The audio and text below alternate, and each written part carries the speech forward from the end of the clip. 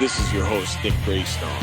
For the next hour, we're going to talk about fantasy, reality, and everything in between. Let's go. What up, kitties? I know it's weird to see me during the day shift, but here we are.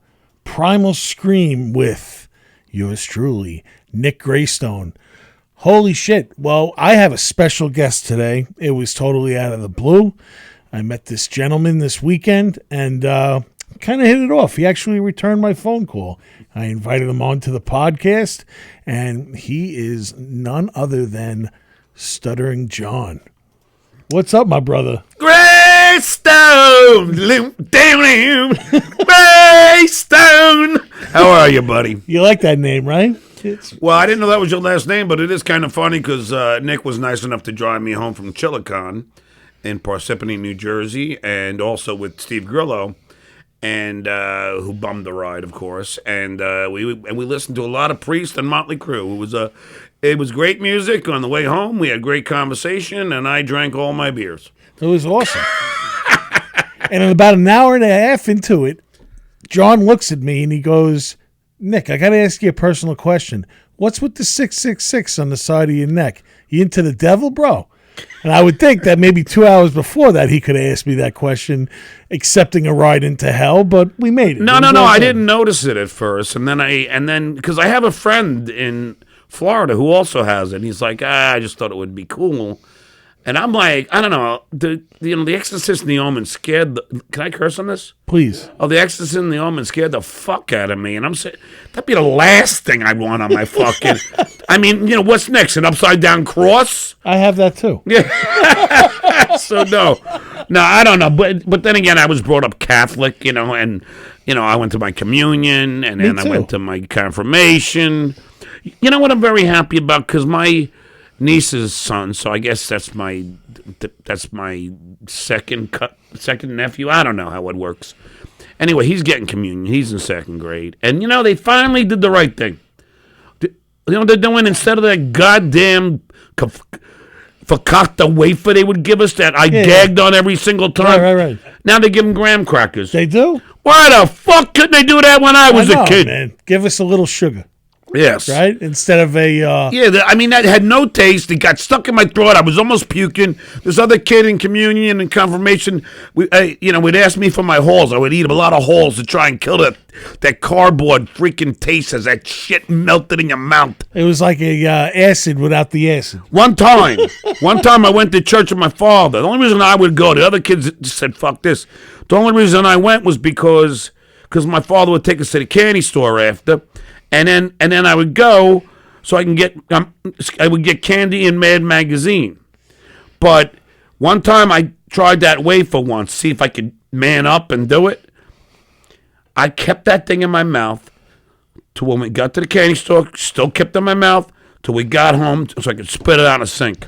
And it still stayed intact? And it was all mushy, and I freaking, ugh.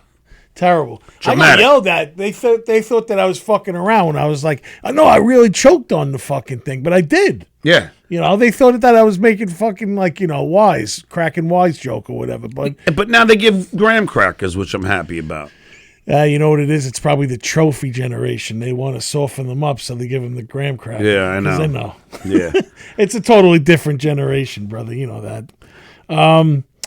What amazed me, as far as anything that you've done in the past, was you grew up a stone's throw away from the Hell House. Yes. And Massapequa. Holy shit. Like I told you, this was a stop on my first date. The first date with Nick Graystone. So it goes kind of like this. You go to... This is weird because I'm on delay, so it's... So you probably don't want to... do we have to have that up there? No. Yeah, it's distracting, and I hate looking at myself. I look like shit. All right, go ahead. I think you look nice. Oh, thanks. But then again, that's coming from you. So it's... I'd start at Complete Auto Body Shop, Joey Buttafuoco shop in Joe Buttafuoco here. And then I would go to Amy Fisher's house in Merrick. Then I'd go to Joey's house in Massapequa. Then the Amityville Horror. And then I'd come back up if she was still in the car by then, if she didn't hightail it or whatever, get freaked out, then I'd stop, and the last stop would be the Hell House around the corner. Well, you know what's funny, Nick? When I was a little kid, now I had my first real job, I guess, when I was 10. I worked for Penny Saver. And, me and my friend Danny had a paper out because I had a horse, so we had to pay for, $50 a month to keep the horse. It was Danny and I's. It was a pony, but to us it was a horse because we were kids. That's what you said, a whore. No. Oh, no, that was 2 years later. But A lot more than 50 a month. But I'll tell you, we did this. But before that, I was a little kid, and people would come to my, come to the backyard, like pulled into the back. I had a picnic chair there, and I would sit there, and I go, $1 a head, I'd take it in my backyard. I was always making money, Nick. I never, ever stopped. Hustle. I'm a hustler. And then I had a Newsday route when I was 12, and then 13, I started at Wholesale Tire in Farmingdale in a tire warehouse, and that's where I got these biceps. That's where I got the guns, lifting tires and throwing them. Yeah. And then I worked there. I got my Class 3 driver's license to drive trucks, and then I had a Connecticut route. Would you imagine 17, 18 years old driving from Farmingdale, Long Island at 4:30 in the morning, getting to my first stop at Groton, Connecticut. Took about 6 hours to get there. Whoa. Then stopped at every city on the way back to Connecticut. Even in Greenwich, right, Wolf? What were you dropping, like tires? Tires, yeah. And I would lace them, roll them, throw them, lift them. I mean, we was filled with sweat. We did like 14-hour days. I had a bunch of rubber in my nostrils. My face was all black from rubber. The hands were all callous from lifting these tires. It was like, I would say it was slave labor, but the only thing that was great about it is that we were in school, so they didn't take taxes out, and they paid us cash. Wow, cash. So you imagine being 13, 14 and getting $500 every week. That's awesome. So every summer we did it, and then even after school, even in school, we would go there and work. That's like boxing training. They have those big tires, right? Yeah, that's why, I don't want to hear people. It's one thing, like my father was a workaholic, and I am too. Like, I'll do anything. Like, I've always said, I get very kind of restless. I have my real estate license. I became a school teacher. I passed the CBEST to become a school teacher. I mean, I was a school teacher in California. I was a school teacher in Florida. So and that's where I wrote my own curriculum, and then also, I've written a book, and it's just like I've always, I had 2 record deals. I mean, I just can't. All over, bro. Hey, you know what? I mean, and it all pays off because now I get 2 pensions. I don't have to do shit anymore. That's fucking awesome. But I'm still doing stand-up because I love making people laugh. Yeah. So you went to school to NYU for film school. Yes. So, what made you want to go to film school? Like, what was it, like movies back in the day, or was it something you wanted to do, like screenplays and stuff? Well, so funny. I figured, I had the band. I was in Battle of the Bands. What's your producer's name? Tony. Hey, Tony. Oh, what's up, buddy? I'll figure Tony from Long Island. You must be the only one.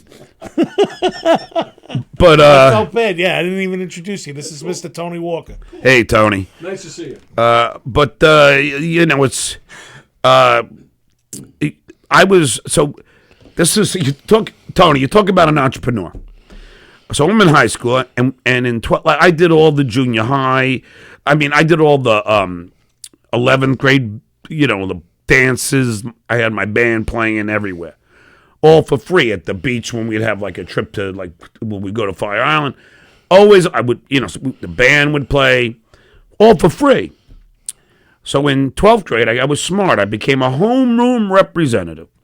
So I was part of the government of Plain Edge High School. Now I had my foot in the door. So I convinced the president, this guy named Kevin Laurie, and I convinced him to do Battle of the Bands again. So now we're going to do Battle of the Bands. So they want to pay each band $400. I said, fuck that. I write this letter. I type it on my own. Then we had typewriters in those days. I type the letter, and I give it to our principal, Dr. Manley. Believe it or not, that was his name. And I give him this. So I'm in homeroom, and then I get, and then the homeroom teacher goes, somebody comes with a pass. Mr. Melendez, Dr. Manley wants to see you in his office. I'm like, shit. So there I am, sitting across from Dr. Manley. He goes, John? I go, yes. He goes, I want to tell you something. What you did is the most professional thing I've ever seen somebody do. And not only am I going to give you a gold seal on your diploma with distinctive effort, but I am also going to get you will make half of the door for each show. Because we did 2 that year. And he allowed me to cut out of classes to go to each class to promote it. Wow.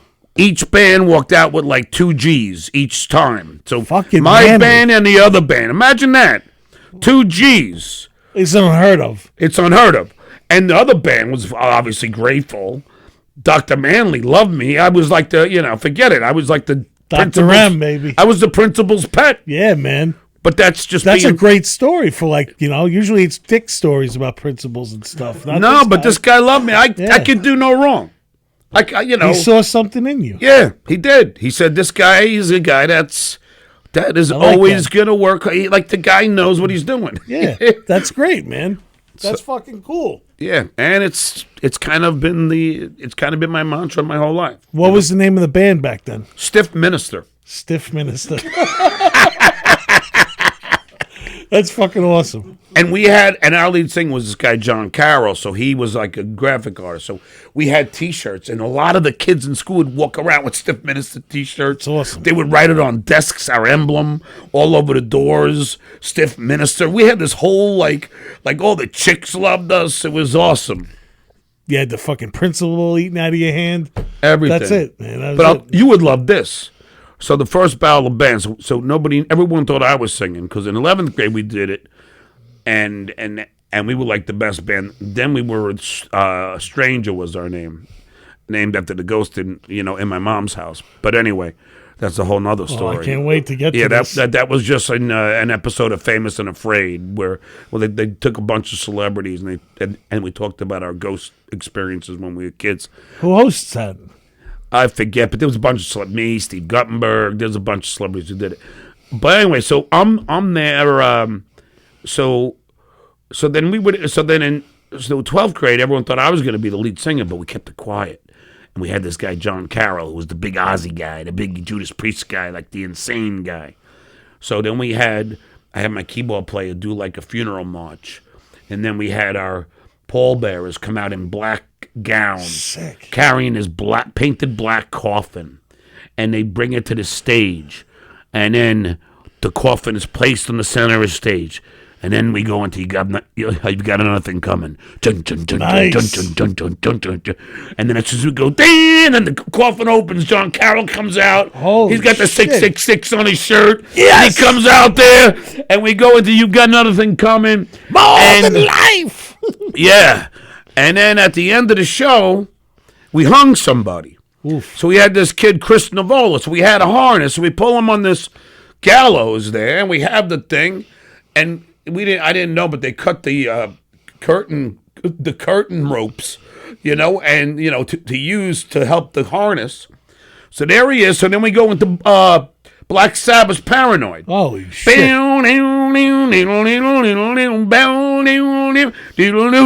Boom! And as soon as the drums come in, the freaking trapdoor opens. Chris Navola comes hanging. It looks like he's playing dead.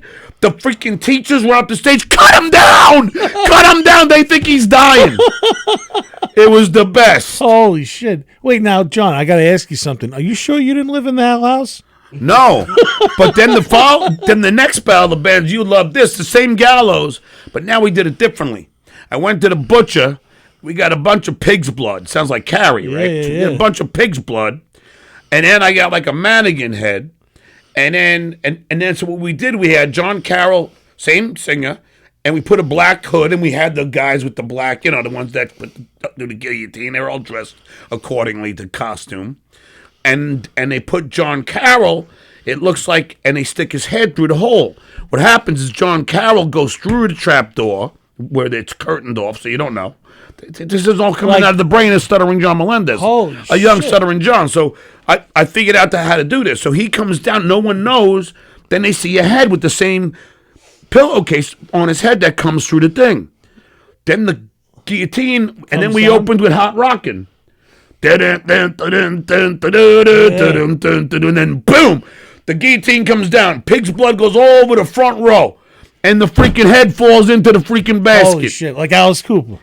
And yeah, I didn't even know he did that. But then, and again, I mean, like, then we did Godzilla from Blue Oyster Cult. Holy shit! I had an 8mm black and white film of Godzilla we had on the stage. Then we did United by Judas Priest. We had the American flags come down.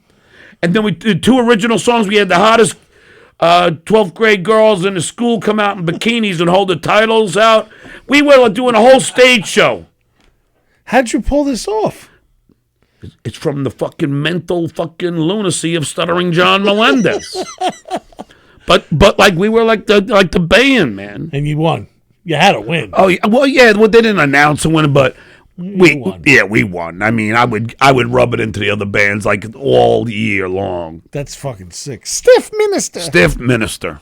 Fucking, that's a great story, man. That's awesome. If it ain't stiff, it ain't worth the fuck. That was our slogan. So getting back now, you went to NYU. You wanted to get into film? Yeah, what happened was, so I always wanted to have an easy career. Like, it's so easy to get into, like getting a record deal.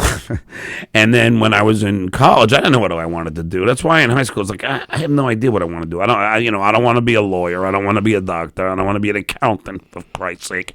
But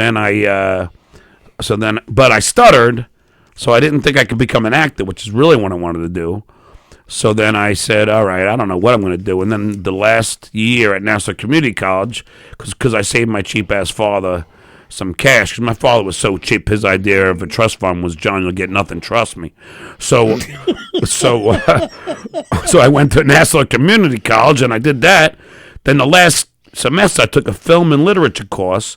I realized what the cameras does in film, like High Noon, and how the camera, where it is, and all the things that go into how the director is telling you what's going on. For instance, I'll tell you this. Tony, you're going to love this. You ever see Pulp Fiction? Of course. All right, so you know the scene where John Travolta stabs Uma Thurman with an adrenaline shot? Yep. Sure. Okay, Quentin Tarantino, in the foreground, on the bookcase. Take a guess what the 2 board games he has.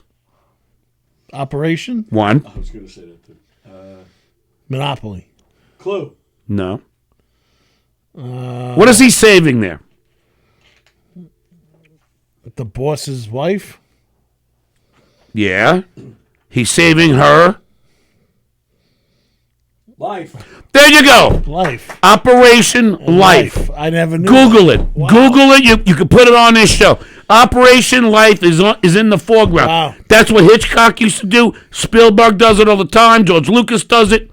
And Quentin Tarantino does it You want me constantly. to stab her 3 times? No. And you know, and that's so I was so fascinated by that I said, okay, I'll major in directing. So then I went to NYU. I started getting A's in all my films because I was putting the camera where students were like, how did you know to put the camera there? I'm like, I don't know. And then before you know it, people started asking me to be in the films, and I realized I can act. And then before you know it, the Howard Stern show comes along. But a little caveat to that story of Quentin Tarantino, when I become a writer on The Tonight Show, I did a lot of cold opens, which were do you ever watch SNL, where they, right before they go, they do a sketch and then say live from New York and Saturday night. So The Tonight Show had those too. And Debbie Vickers, our executive producer, she loved those. So I would write a lot of those. So once, me and the guy that I wrote the cold opens with a lot of times, this guy John Kennedy, we came up with one for Jay Leno and Quentin Tarantino. So here I am. So there's Quentin. So I say action. And then Quentin does about a minute and a half fucking improv. I go, cut. I go, Quentin, listen. These are only 30, 40 seconds long. You got to stick to the script, man. He goes, all right, John, I got it. I walk out of the room, and I'm thinking to myself, Nick, I go, I can't believe Stuttering John is directing Quentin Tarantino. I mean, what are the fucking odds? So to say I've had a charmed life is an understatement. Well, dude, you've been around so many high-end celebrities. I was talking about this with Tony or whatever, and this is no diss to your former bosses or whatever, but I feel a show is only as good as the people that are in it. I used to watch the Howard Stern show back in the day because of the guys in the Whack Pack and like guys like you. I was never in the Whack Pack though. You were part of the original crew though. But I was never a Whack Packer. They never put you in that? No. What the fuck are you out of your fucking mind? I thought you were like part of that. No, you dumb fuck. What are you talking about, Nick? So I'm like insulting you right now. Well, you would think so, wouldn't you? Wait, what do you put me in with fucking Beetlejuice? No, I'm not. And Fred the Elephant Boy? You fucking prick! Yeah. But I'm saying you shouldn't be part of the butt of the joke because you were fucking. No. I was a paid employee. I was a guy that wrote for the show. I was in the original OG. I wasn't a Whack Packer. I'm sorry. You mother father, you. Ah, I don't give a shit. Call me whatever you want. But it doesn't matter. I was trying to give you a compliment. Oh, yeah. Yeah, you're a Whack Packer. Oh, there's a fucking... Yeah, okay. Yeah, you and Kenneth Keith Kallenbeck are the same, you motherfucker. I swear to God, I didn't mean that. Yeah, no. But he's right, though. I mean, you guys, you, Jackie, Fred, you guys... Yeah, was Jackie a Whack Packer, you motherfucker? No. Just because I stutter, I'm a fucking Whack Packer. You stuttering prick, you. You were the... Because he brought a guy on that stutters, you were the catalyst for the Whack No, Packers. I was in the OG. There was only 6 of us. Right. There was me, Jackie, Fred, Robin, Gary, and Scott. That was it. There was the 6 of us that worked there. And we worked there. We worked hard. And, when I started, we were only on in New York and Philly. And I was doing those interviews. And those interviews became probably one of the most popular segments. That's what I'm saying. Yeah, but no, it wasn't part of the I don't think any of those guys could have done it other than you. Like I'm saying, like those parts. Were there any like assignments with those? Speaking of the interviews, were there any of those that they sent you out to do? You're like, holy fuck, I don't want to do this. Like, yeah, they once asked me to ask Charles Barkley, are you going to give any advice so your father doesn't get killed in a car? Oh shit! Like Michael Jordan. Yeah, Oof. and I refrained. And then there was a time when I had to interview Kathy Lee Gifford, and she was with Frank Gifford, and the kids were there. So I wouldn't. I wouldn't insult their parents to the kids. I felt that disrespectful. That was nice, man. Like in fact, when there's this fucking guy when I'm pulling, I'm banging a left to come, on the road that's leading up to Governor's off of. Division Avenue over there. Yeah, so coming off of Hempstead Turnpike. Yeah. And there's this fat fuck, and he's with his fat fuck kid, and they're walking, and I'm parked out, and I'm parked a little far out in the crosswalk, and the guy, he has no problem. He could get by me, and he's walking by, and he can't resist to open his fat fucking mouth to say something, and I was gonna roll down my window and go, "Shut up, you fat fuck," and then I was like, "Ah, the kid's there. I can't do that." No, I'm not. That was nice of you. I'm not going to insult the guy's father, and I'm not going to do that. It's just, like people don't like. It's like I would never say something so insulting. Like I would never say you were part of the Whack Pack or anything. No, I wouldn't do that either. like the part in Scarface when he didn't want to kill the kid in the car. Exactly. Yes, I'm a Tony Montana. Okay. Fuck that. I don't kill kids. Only he's Cuban, I'm Puerto Rican. What's the difference? Right. He's not part of the Whack Pack either. No. Nah. No. I can't believe it. Now all my friends are gonna laugh at me that I insulted Stuttering John. And you know what? Trying to No. Trust me, I don't care. And it's, what the problem is? Is this guy named John the Stutterer, who is a Whack Packer. Yeah. And I remember once they had John the Stutterer, and it was in a magazine that he was at the Bunny Ranch, and my nephew worked at a video store, and he brought the magazine home, and my mom goes, but they didn't write John the Stutterer, they wrote Stuttering John. My mom goes, John, you don't go to a fucking Bunny Ranch. She don't curse, of course. She has a Danish accent, John, you don't go to the Bunny Ranch. Well, I don't know, I can't do the Danish accent. And I go, Ma, no, they meant John the Stutterer. They mix it up. But don't worry, I don't care. You can say whatever. But no, I was never in the Whack Pack. But I'm gonna give you a fucking whack after this thing. Right? I don't give a shit at this point. See, man, I was trying to be nice, but I fucked it up, man. I can't believe it. Don't worry about it. Don't worry about it. It's But all I right. cannot get past it now. Nicky fucked up. You didn't fuck up. It's all good. So, what else did I want to ask you about this thing? Okay, yes. So you told me that you opened up for Crew.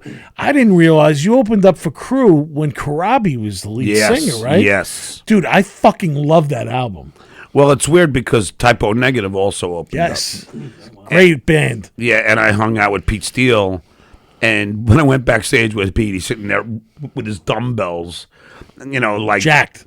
As he's working out before his set. Of course, I'm drinking beer and smoking weed, but that's a very fucking stark difference. But I gotta say, I mean, I opened up for everybody. I opened up for Ozzy at Jones Beach, which is not Was that the Dysfunctional Picnic? yeah, which is not too shabby for a whack packer. I opened up for I gotta say, that's a career highlight. yeah, I opened up for White Zombie and Green Day and Ted Nugent across the country, and I mean, in my MTV video, I'll talk my way out of it. I had Sting and Gene Simmons and Nino We Betancourt were in just it. watching it. Yeah, I Cool mean, video, man. Grandpa Al and Barry Williams, Greg Brady, and Gilbert Gottfried, the late great Gilbert Gottfried. So I mean, it's like it's weird because you don't like it's odd because even at Chilicon, like people come up with albums, they come up with books, they come up with all different things for me to sign, and it's just like you go and then you think, well, wow, Jesus, wow. I mean, I'll talk my way out of it was the single for my album, but Airheads also wanted it to be their single, so and it ended up going to Motorhead because Atlantic wanted it as my single. Yeah. But I hung out with Lemmy and Chris Farley and Adam How was Sandler hanging with Farley? and Steve Buscemi. What's that? How was hanging with Farley? Great. I mean, it was just like I was one of the gang. Yeah. That's one of the things that you don't like. And on the Tonight Show, with those cold opens, I got to direct Adam Sandler and Jack Black and David Spade and Charlie Sheen. Charlie Sheen invited me to a Super Bowl party. I mean, and I got to I had beers at the whiskey bar hanging out with Matt Damon. George Clooney comes up to me and says, and starts talking to me. Jennifer Aniston comes up to me when we did the Tonight Show with friends. And, it's just such a charm. Jerry Seinfeld comes up to me, who's also from Massapequa. So it's like one of those things that it's like it's such a surreal life, Fuck yeah, it is. But then again, we go back to that kid sitting in the picnic chair, Selling. it's just always hustling, and that's who I am. Like, good. I don't fucking drop out of high school like some of these losers. I don't fucking. I told you what a gold distinctive effort thing. Now, I'm sure you dropped out, but I am. I'm part of the whack pack. yeah. I can make a joke there, but I won't insult you. No, go ahead, please. No, I forget deserve it. No. I'm not here to insult you, Nick. You were nice enough to drive us all the way back. I had a nice drive that day. I did too. As long as there was beer, I didn't give a shit. And you got to admit, I drank, 8 beers on the way home? See? Yeah. Did I even seem the tad bit inebriated? Not at all. And did I even have to take a piss at all? No. Yeah, Not that's once. right, man. My liver and bladder are trained. You were That's good. from years and years of practice. Yeah, we had a great drive. We drove through the Lincoln Tunnel. We were looking at the skyline and everything. Commentary on that. You were telling me about the day of 9/11. Yep. That was crazy. That was a crazy story. In fact, the guy that came with me to get the butcher blood, for the guillotine bit, his name was Mac Taru. He was my buddy from Nassau Community College. Now, I didn't know this, but 2 or 3 days after 9/11, I get an email, and of course I had AOL, which is embarrassing in its own. This guy was goofing on me about having AOL. I said, dude, you goof on me one more time, I'm going to delete you from my MySpace account. But anyway, but this poor, so I get this email from this woman. She goes, John, I just want you to know. And she shows me a little girl, a little cute blonde girl. And she says, Mac was a flight attendant on one of the planes that went in. Jesus Christ. And I had tears in my eyes because Mac, his real name was Michael Theroux, and he was the sweetest guy in the world, and we would smoke pot and just hang out at NASA Community, and he was such a sweet soul. And it just, to leave behind his daughter was so sad. Yeah, man. And then you hear about Pete Davidson. His father was in the building.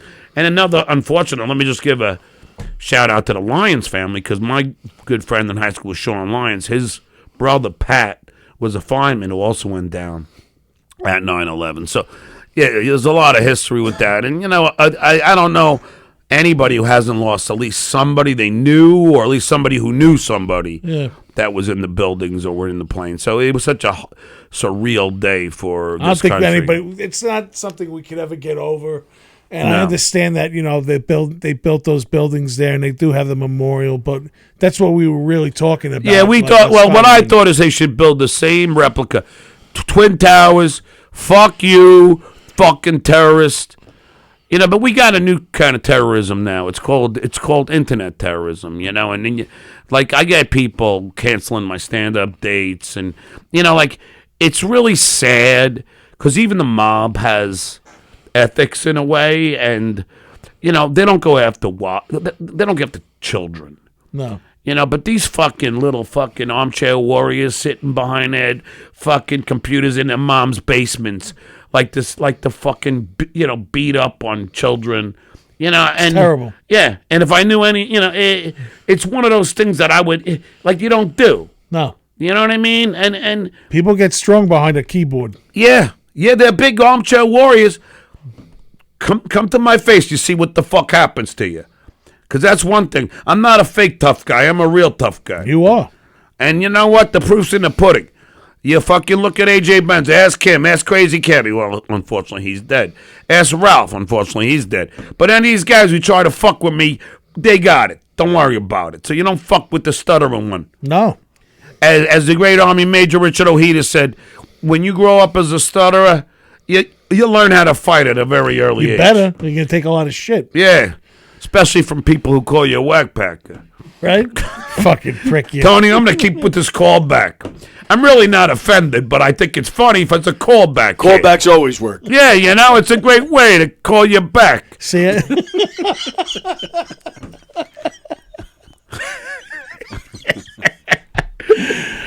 Man, I fucking. But I don't personally care. Like people cut. I told you. I think I told you in the car. Like the whole hero to stupid. They like to call me hero to stupid. I'm sitting there going, keep on calling me hero to stupid. They're like, why? I go, well, I'll tell you why. Because the reason why hero is stupid, where that started was me and Robin Quivers left, 600 Madison Avenue to have lunch. Because, she always had lunch with the whackpackers. And we went to have lunch. And, So we're walking down the street, and and then there's these cops and construction workers, and they're all going, Stuttering John, we love you, Stuttering John, we love you. And Robin goes, you see, John, those are your fans. Your hero is stupid. And I go to myself, Nick, okay, I would rather be loved by the blue-collar workers of this country than the white fucking collar workers. Because to me, I stand for the blue-collar workers, hence me working at the fucking warehouse. So I'd rather cops and construction workers and nurses and school teachers like me. I'd rather represent them. And if Robin Quivers, the elitist, thinks that's being hero to stupid, I fucking wear like a badge of honor. Good for you, man. Yeah, fuck them all. Let God sort them out, right? Right, exactly. Oh, do the thing. You were doing it every day. That was classic. That was like the wake up thing for every day, like coming into the room. I had a great weekend at Chiller Theater. Did you have a good weekend at Chiller Theater? And seriously, I don't have a problem being calling a whack packer since I whack it every day. Me too. 2 or 3 times a day. You know, in Florida, it's against the law? In order to go on Pornhub, you got to show your driver's license. Get out of here. Yeah, I was all coked out. Oh, I'm sorry. I was all getting all horny, ready to whack off. I go to Pornhub, and I got to give them my fucking driver's license? No, fuck you. No way. No way. Yeah, we have it like easy now. So instead, I had to go to my spank bank, which I'm running low. Yeah. There's only so many times I can whack it to fucking Tabitha Stevens. Well, Vanessa Del Rio? I don't even know who that is. She was my first love of roast beef. Love of roast beef? Yeah, that's what it looks like. Oh, I don't know what you're banging, but it don't look like roast beef to me. It's a pretty little flower. I always tell girls, like a side of veal cutlet. No, I always say, you call that a flower. I call it an artichoke. It's got all those flaps and shit. I don't know if I should peel it or eat it. Artichokes. Actually, you know who gave me that tagline was Nick DiPaolo, the great Nick DiPaolo. Because I said, yeah, it's more like an artichoke. It's got all the flaps. And Nick goes, yeah, I don't know if I should peel it or eat it. I go, all right, Nick, I'll use that. Great to leave your phone on during an interview. This is a total professional fucking interview. Imagine. Holy shit. I didn't do my homework. I leave my phone on. Holy shit. Total disgraziata. Fucking The Tonight Show with Jay Leno, Howard Stern show, and now I'm here in the fucking basement of Governors doing a fucking show with a guy who thinks I'm a whack packer. To give you an idea how bad my career is going, the other day I was in an Uber and I was driving. Hey, is this on? Try to reveal. You have an upcoming gig this week, right? Yeah, I'm at the Stress Factory this Saturday night with the great Vinny Brand. I started doing stand-up with Vinny Brand and the great Vic DiPotato. And I'll be doing a Stress Factory this Saturday night, May 3rd. And then, let's see, and then I know anybody who's, if there are people listening, then we go to Naples. I'll be in at the Off the Hook Comedy Club with Captain Brian there. In Italy? No, in Naples, Florida, on June 7th, which was weird because Tommaso Rana, the great actor from... he was awesome. Yeah, from Gladiator, who also gave me some of his weed because he didn't want to take it on the plane. So he's from Gladiator and a bunch of other movies. Bodyguard? Yeah, The Bodyguard. But he lives in Naples, Italy. But I'll be in Naples, Florida, Off the Hook, June 17th. I'm also doing the sporting convention, I think June 4th through the 6th. And I'm going to be at Crackpots in December. I don't know. I'm booking gigs all over the fucking place. You know what I mean? Oh, I'm going to be at Uncle Vinny's August 7th or 9th in, I think, Point Pleasant, New Jersey. That's cool. So I'll be back here in August, and when I'm out here in August, don't ask me to do the podcast. Not after the Whack Packer line. That's it. I'm not. I draw the line. I'm only fucking with you, Nick. It's over. Right? I'm never gonna fucking live this down. No, it's cool. Yeah, I don't care anymore. I do though. I don't give a shit. You I done did it. Call me hero to stupid. Call me dick face. Jesus, call me what everyone else called me growing up. They call me stutter face. Well, if you're the hero to the stupid, then I'm a minion to the stupid. Yeah, no, they call me I everything. look up to you, Stuttering John. No, they call me everything growing up. Stutter face, Skip, MC Stammer, and the creme de la creme, stuttering prick, which are pretty harsh words to hear from your parents. Hey, is this on? Try to reveal. I'll be here all week. I was reading a story about a crank call that you put through to Trump. No. I made the crank call to Trump. I didn't put through. No, you did it. Yeah, I did it. Doesn't mean I didn't put it through. I'm the guy. I'm the perpetrator. I'm the perp. I'm the dude. So what happened? What? How did it go down? It was very simple. I fucking Googled the White House fucking phone number on my podcast. And then I called and I went, yes, hello. This is Sean Moore. They go, who? I go, Sean is in Connery, Moore is in Roger. I'm a big Bond fan. As if I as if I named myself, and I'm saying I'm calling for the great Senator John Melendez. I'm his assistant, which is a worse accent since Lindsay Lohan in The Parent Trap. And they go, he's in Fargo, North Dakota. I'm like, why don't you give me his longitude and latitude, you dumb fucks? And then they go, well, okay, can we call you back? I go, sure. So they call me back. They go, we have one question. The Senator Bob Menendez is from Jersey. Why do you have an LA area code on your cell phone? I go, oh, it's because we're on holiday. And then they go, okay, that's all the vetting they do, these freaking idiots. And then an hour later, I'm on a date. I'm in a suit. I'm on a date to the nice restaurant in Beverly Hills. I get a call from Jared Kushner from Air Force One. And then I'm like pretending I'm the senator. Yes, hi, this is Jared. I could pull the president out of a meeting, or we could call you back. I go, yeah, have him call us back. I got to figure out how to tape the fucking thing. So then, so he goes, okay, but just one last question. What do you want to speak to him about? I go, I just needed, I pulled this out of my ass, of course. I just needed some closure. We had a long talk about immigration reform, and I just needed some closure on it. Oh, okay. And then, and then we hang up, 20 minutes, he calls me back, I hit record. I have my friend call it. I conference my friend, he hits recorded. He's in New York, so I'm covered. And then I start talking to Trump, who I've talked to before on the phone. I've had lunch and dinner with this stupid fuck. And then I have a 5.5 minute conversation with the asshole, and then all about immigration reform and his Supreme Court justice picks. And no offense, Nick, I don't sound senatorial. I sound janitorial. And I had this conversation. Before you know it, I'm off the phone. I give it to all the news outlets. Before you know it, the Secret Service is banging on my door.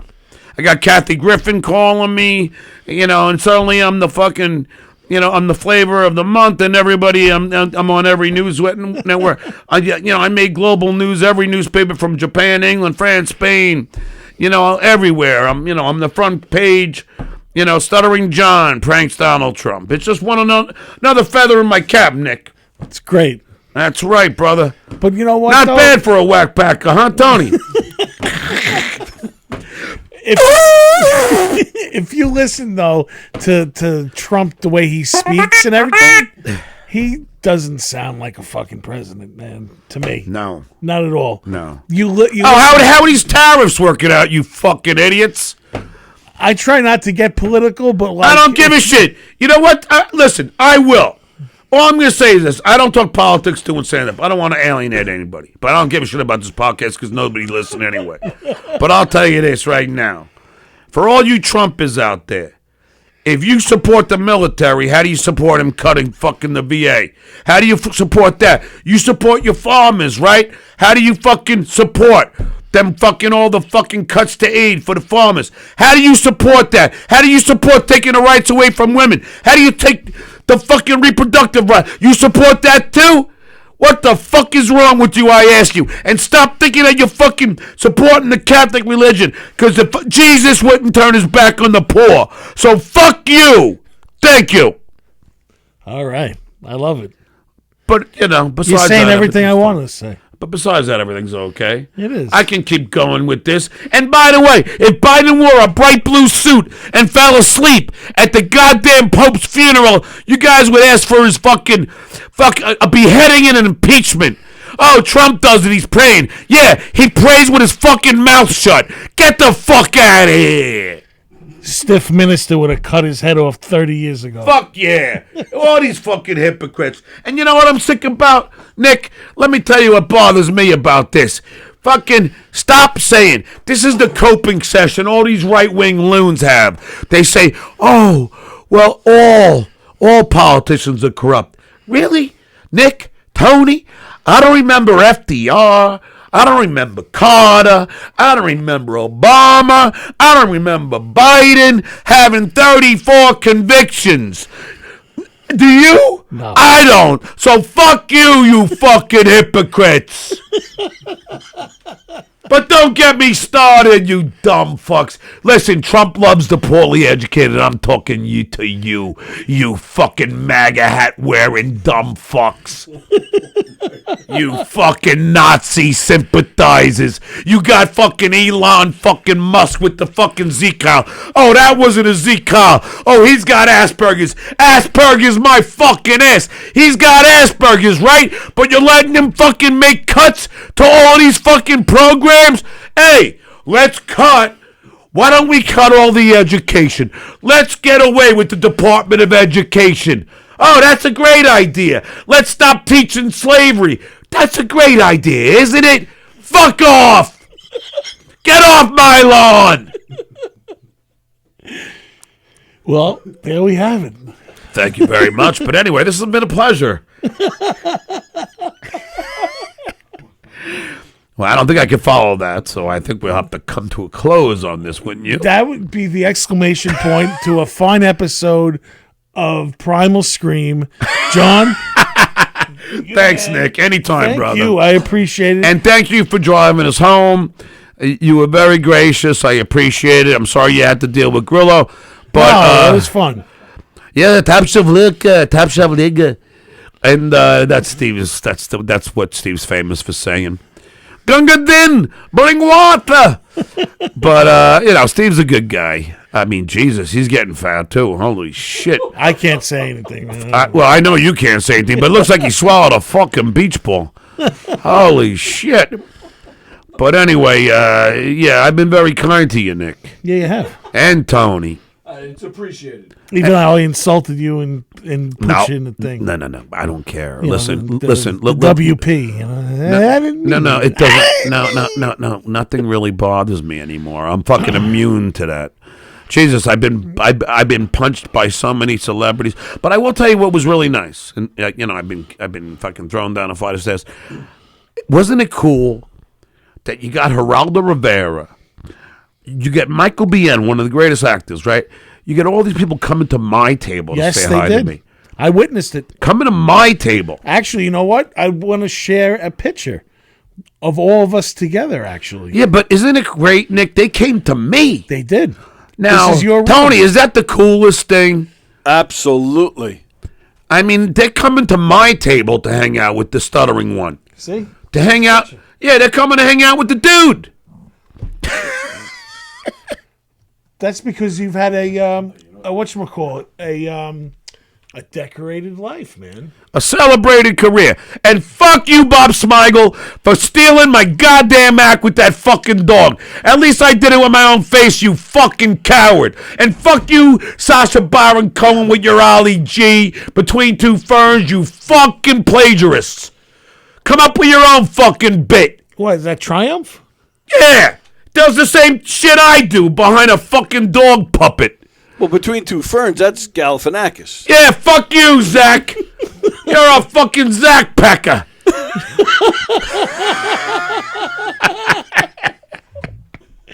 All right, Nick, it's been fun. No, it's been Thanks, great. buddy. Thank you so much for having us. This is your show now. Yeah, well, it's okay. I've had a good time. I got to blow off some steam. I couldn't do my arms and chest today because I was late because my mother was late. I can't yell at my mom. She's 88 years old. Because you don't have your license right now. Yeah, I can't. Yeah, I know. But that's cool. You blew a couple loads on here with me. Yeah, yes. No, don't worry. No.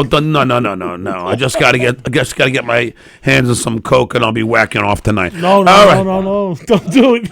No, I'm talking about Coca-Cola, of course. Yes, of course. But I got the weed in my pocket that were given to me. And I'm going to smoke that. Is it legal here in Long Island? Yes, it is. God damn, it's about time. Think about all the leaps and bounds we used to have to go through to smoke weed. Now anyone smokes it. Yeah, and is anything really happening? No. I honestly, this should have been done a long time ago. I feel like if... And let me tell you something else, you fucking lunatic Trumpers. Oh, but we have our Gulf of America. You know what that is, you idiots? It's called a distraction. It's called Look at the Win. Now we can call Gulf of America. How the fuck does that affect your life in any way? I'll tell you what's going to affect your life when you can't pay, when it's going to cost you fucking $100 for strawberries because they can't afford people to pick them. You dumb fucks. Like the eggs? Yeah, eggs. Oh, price of eggs. Now guess what? The price of eggs is higher than they've ever been. Oh, remember it was all about eggs? Remember when Trump said he'd end the war in his first fucking minute? Wahapa. You remember when he's gonna end the fucking the fucking Hamas-Israel war in the first minute? Wahapa. Remember when price of eggs were gonna get lower? First day in office? Wahapa, you stupid fucks. Thank you. You're welcome. Come see me at the Stress Factory. This weekend, May 3rd. Thank you. Thank you. All right, brother. I'll see you. Absolutely. Guys, again, I'm Nick Graystone, and you're not, thankfully. And I'll see you on Thursday for the regular scheduled time program. Thanks to Tony. And again, thanks, John, for coming on. Graystone. Doo-doo. Graystone. Thank you. Thank you for listening to Primal Scream. I'm Nick Graystone, a.k.a. The Nizza. Each week, Primal Scream is produced by Tony Walker and executive produced by DemonScar. Always remember, nobody writes your story but you. Later.